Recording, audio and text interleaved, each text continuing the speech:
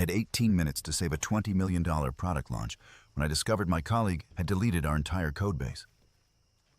What he didn't know was that I'd been logging his every move for weeks.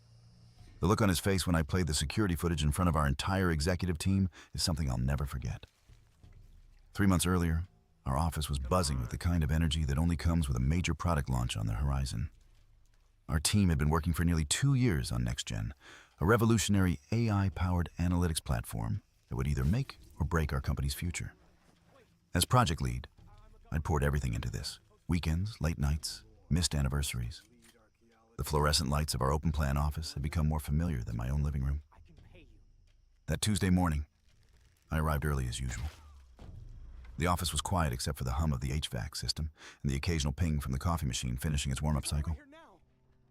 I set my laptop down at my desk, placed my thermos of coffee beside it, one my team had given me for my birthday, emblazoned with Captain Project in fading letters, and opened my email. That's when I first noticed something was off. Derek hadn't responded to my status request from yesterday. This wasn't like him. Derek Chen, our senior developer, was usually meticulous about communication. We'd worked together for 4 years, and while he'd always been ambitious, his code was impeccable and his work ethic unquestionable. Or so I thought. As if summoned by my thoughts, Derek appeared at the office entrance. Something about his walk was different today. A strange confidence in his stride, shoulders pulled back a little too far. His smile seemed plastered on rather than natural when he spotted me. "Morning, Michael. You're here bright and early," he called out, voice slightly louder than necessary in the quiet space. "Always am," I replied, watching as he deliberately avoided eye contact while setting up his workstation. "Big day today, right? 2 weeks until launch?" His tone was casual, but there was an undercurrent I couldn't quite place. 13 days, I corrected. "How's the payment integration coming?" He waved dismissively. "Almost there. Just a few edge cases to handle." I nodded and turned back to my screen, but the unease lingered. Throughout the morning, I caught him glancing in my direction whenever he thought I wasn't looking. His usual focused typing was replaced by sporadic bursts, followed by long pauses. Around 11:30, he announced he was going for an early lunch. "Want anything?" he asked, that strange smile still fixed on his face. "I'm good, thanks." As soon as he left, I decided to check on his progress. We used a shared repository for all our code, and I hadn't seen any new commits from him in the past few days. I pulled up the repository dashboard and felt my stomach drop. Multiple critical modules had been deleted overnight, not just changed or broken, but completely removed from our main codebase. The deletion had happened at 2:17 a.m. from Derek's account. My first thought was that his credentials had been compromised. I immediately called our security team, but as I waited for them to pick up, a notification popped up on my screen. Derek had just sent an email to our entire leadership team. "Urgent. Critical issue with NextGen codebase detected. Significant portions may be corrupted or missing. I'm investigating the cause and will provide updates. Launch timeline likely affected." I sat back in my chair, the phone still in my hand. This wasn't a hack. This was deliberate. Derek had deleted the code himself and was now positioning himself as the discoverer of the problem. I canceled the security call and took a deep breath, trying to process what was happening. The pieces started falling into place. Derek had been passed over for the project lead role that I now occupied. He'd made a few comments over the months about how he would have structured things differently.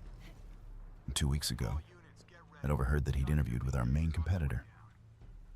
My coffee had gone cold, but I drank it anyway, needing the bitter taste to ground me. I needed to think clearly. If I accused Derek without proof, it would be his word against mine, and in the chaos of a compromised codebase, who would leadership believe? The project lead who couldn't keep the code secure, or the senior developer offering to help fix the problem? Luckily, I had an ace up my sleeve. When I took over as project lead, I'd implemented several security protocols that the team had grumbled about, but eventually accepted. One was comprehensive audit logging for all repository actions. Another was automatic offsite backups every 6 hours.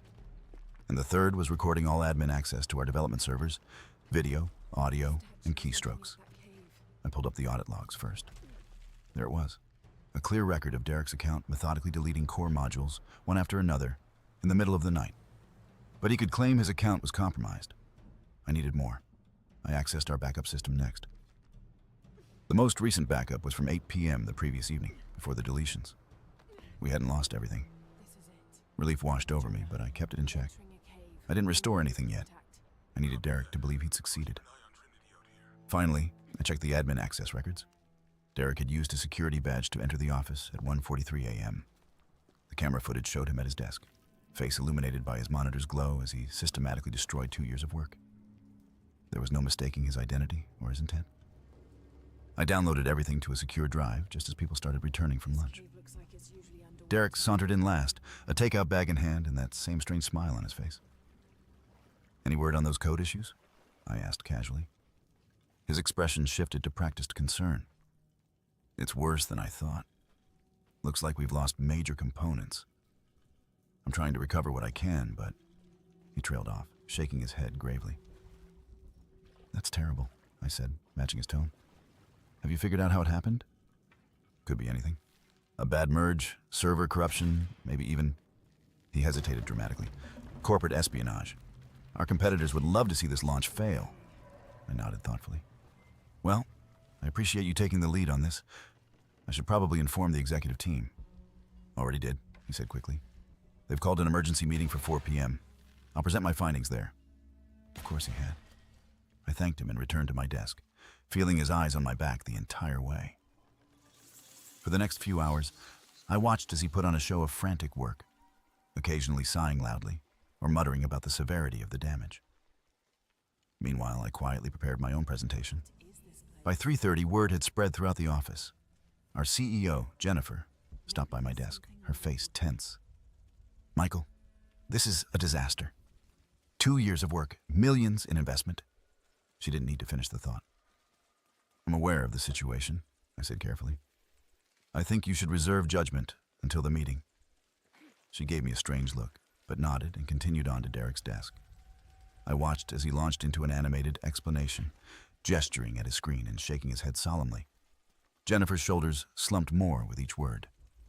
At 3:55, I gathered my materials and headed to the conference room.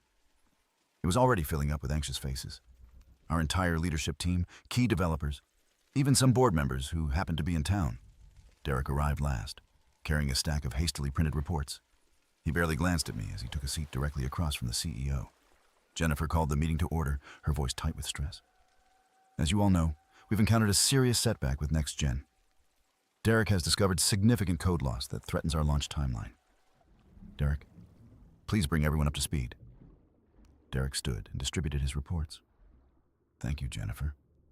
I regret to inform everyone that approximately 60% of our code base has been corrupted or deleted entirely. I discovered this early this morning and have been working to assess the damage." He clicked through slides showing the extent of the deletion, carefully explaining technical details in a way that made the non-technical executives wince. "The bottom line," he continued, his voice taking on a rehearsed gravity, "is that we're looking at a minimum 3-month delay, possibly longer." The room erupted in concerned murmurs.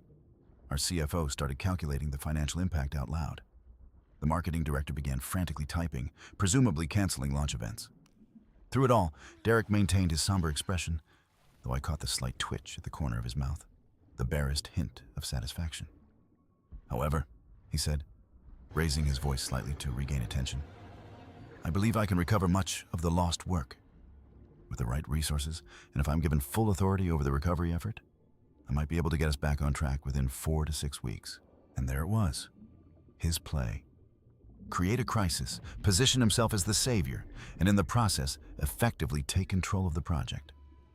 If successful, he'd be the hero who saved Next Gen, not the person who failed to get the project lead role.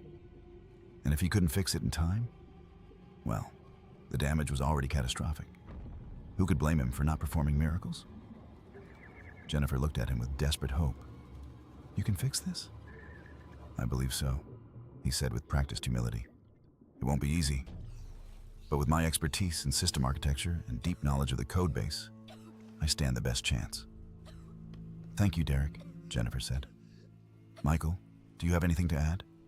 All eyes turned to me. Derek's expression was almost pitying, as if he expected me to beg for a role in his recovery effort. "Actually," I said, standing slowly, my Captain Project thermos in hand, "I do have a few things to share." I connected my laptop to the projector.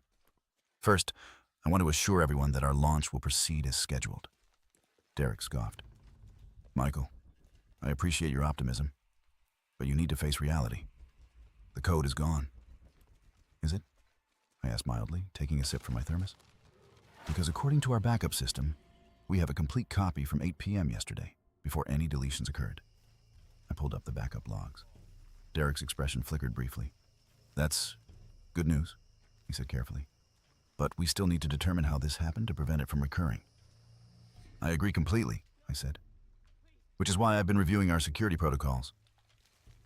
I clicked to the next slide, showing the audit logs with Derek's username and timestamps highlighting each deletion. As you can see, the deletions occurred between 2:17 and 2:43 a.m., all from Derek's account. Derek straightened in his chair. My account must have been compromised. I would never... I thought the same thing initially, I interrupted smoothly. A compromised account seemed the most likely explanation, until I checked the building access logs. The next slide showed Derek's security badge access at 1:43 a.m. Still, someone could have stolen your badge, I continued. So I checked one more thing. I clicked to the final slide, a video still showing Derek at his workstation in the darkened office, timestamp clearly visible.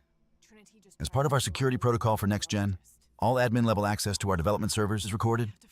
Video, audio, and keystrokes. I looked directly at Derek, whose face had gone pale. Would you like me to play the video for everyone, Derek? The room had gone completely silent. Derek's mouth opened and closed several times before he managed to speak. This is some kind of mistake, or a setup. You're trying to frame me because the project is failing under your leadership. Without a word, I pressed play. The video showed Derek, illuminated by his monitor, methodically selecting and deleting files. The audio captured his occasional chuckle, and at one point, a clear statement. Let's see how Michael handles this crisis. I stopped the video after 30 seconds. It was enough. The full video runs about 26 minutes, I said into the silence. I provided copies to HR, legal, and security. Derek's face had gone from pale to crimson. You can't prove anything. That could be doctored. The system logs each recording with a blockchain verification, I replied calmly. But if you'd like to claim it's fake, we can have a forensic analyst verify it, though that might extend the investigation into your actions. Jennifer had been watching the exchange with increasing horror. Now she turned to Derek, her voice ice cold. Is this true? Did you deliberately sabotage our launch? Derek looked around the room, finding no allies in the shocked faces surrounding him. His composure cracked entirely. You don't understand, he hissed, pointing at me. He got the promotion that should have been mine. I built the foundation of Next Gen. This was my project. And you tried to destroy it, Jennifer said, standing. Security will escort you to HR to collect your final paycheck. Your employment is terminated, effective immediately. And Derek, she added as he started to protest, if you speak a word of Next Gen to anyone outside this company, we will prosecute to the fullest extent of the law. 2 security guards appeared at the door. Derek looked at them, then back at the room full of executives. The realization of what he'd done, not just to the project, but to his entire career, seemed to hit him all at once. His shoulders slumped, and without another word, he followed the guards out. Jennifer turned to me. Michael, how quickly can you restore from backup? I already have, I said. While Derek was preparing his presentation, I verified the backup integrity and restored everything to a secure server. We haven't lost a single line of code. The relief in the room was palpable. The CFO closed his calculator app. The marketing director stopped frantically typing. Jennifer actually smiled for the first time since entering the room. So we're still on track for launch? Absolutely, I confirmed. In fact, this incident has given us an opportunity to review and strengthen our security protocols. I'd like to implement a few additional measures before launch, if that's all right. Whatever you need, Jennifer agreed immediately. The meeting disbanded shortly after, with various executives stopping to thank me or express their disbelief at Derek's actions. I packed up my laptop and picked up my thermos, now empty, but somehow feeling heavier than before. As I walked back to my desk, I passed Derek's workstation. Security had already boxed up his personal items, a framed computer science degree, several tech conference trophies, and a small plant now wilting from neglect. 4 years of working together, and I'd never truly known him at all. The next 2 weeks were a blur of activity. We implemented enhanced security measures, conducted a thorough code review to ensure Derek hadn't left any time bombs in the codebase, and proceeded with our launch preparations. I hired a new senior developer, someone with excellent references and a collaborative attitude rather than a brilliant but brittle ego. News of Derek's actions spread quickly through our industry's grapevine.